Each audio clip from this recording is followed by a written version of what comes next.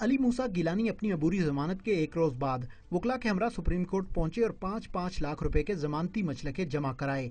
अली मूसा, जो गुज़िश्ता रोज की निस्बत खासे पुरइत्माद दिखाई दे रहे थे, का कहना था कि एएनएफ वालों ने तौहीन अदालत की है, जिसके खिलाफ दरख्वास्त जमा करा दी है। मुझे ये बताएं कि एक सरकारी मुलाजिम पॉलिटिकल स्टेटमेंट दे सकता है? एक सरकारी मुलाजिम की क्या जुर्रत है कि वो ये कहे कि हम मूसा गिलानी को हीरो नहीं बनने दे रहे?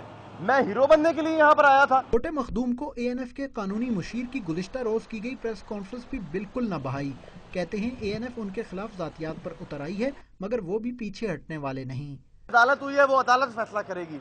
जो तौहीन पार्लिमान हुई है, मैं पार्लियामेंट का रुकन हूँ, जो मेरी तौहीन हुई है वो मैं अपने फोरम में पार्लियामेंट में जाके प्रिविलेज मोशन कॉल करूंगा और मैं इन सबको वहां पर बुलाऊंगा। मूसा गिलानी अब 25 सितंबर तक एक आज़ाद शहरी हैं। ताहम ये मोहलत खत्म होने पर वो जमानत के लिए एक मरतबा फिर अदालत के रहमो करम पर होंगे और जमानत कन्फर्म न होने की सूरत में 14 सितंबर को होने वाला गिरफ्तारी का सीन फिर दोहराया भी जा सकता है। कैमरामैन चंगेज चौधरी के साथ अब्दुल शकूर खान, डॉन न्यूज़, इस्लामाबाद।